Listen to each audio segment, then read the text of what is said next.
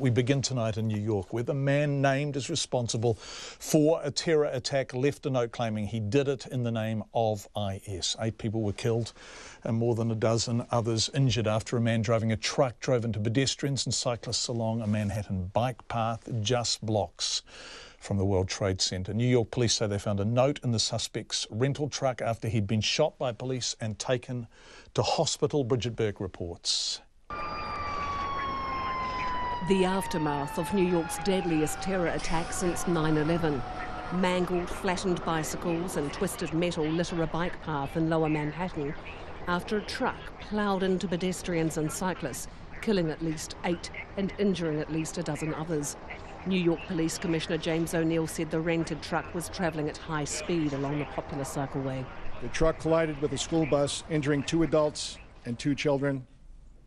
After the collision, the driver of the truck, a 29-year-old male, exited the vehicle brandishing 2 handguns. A uniformed police officer assigned to the 1st Precinct confronted the subject and shot him in the abdomen. The subject was wounded and transported to a local hospital. A paintball gun and a pellet gun were recovered at the scene. The cycleway runs parallel to the West Side Highway on the edge of Manhattan alongside the Hudson River. It's just blocks away from the World Trade Center. Teenagers Josie Lee and Sophia Lorski watched the attack unfold. Well, we saw the guy, we saw the car, and it was like surrounded by rubble. And we saw like this, we saw the guy. He looked like he was wearing like dark colors, and I think he had a beard, but he was holding 2 guns. So it was a little scary. And yeah, we were just wondering, like, who's that guy?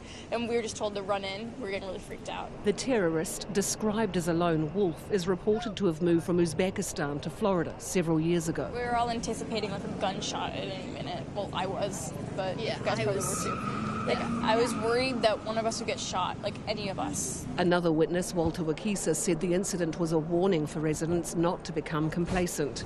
I don't know, we've been through 9/11, so, I mean, but now this truck thing and the cars, using cars against people. I mean, I walk up that road every day, to go to wherever, and it's, I mean, you just have to be very, very careful and vigilant all the time. Everybody has to be really alert. Don't look at your cell phones all the time. Anything could happen anytime, I think, That's the world we live in. Rabbi Chaim Zaklos works nearby. We hope and pray for the victims and their families and for all those who, witnessed it, and make sure the children, are taken care of course. But remember that, New York is a great place to live, and it's a safe place, and it shouldn't really, God willing, it shouldn't, cause fear or panic. Kids should be able to go about their lives, enjoying their childhoods. As a teacher of young children, that's on my mind today. New York Mayor Bill de Blasio condemned the attack and said it would not break the city's spirit. It's a very painful day in our city. Horrible tragedy on the West Side.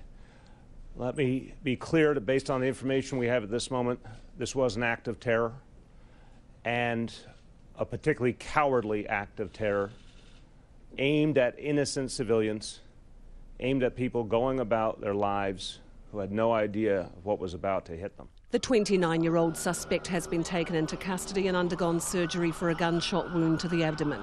The police investigation is ongoing. For Checkpoint, Bridget Burke.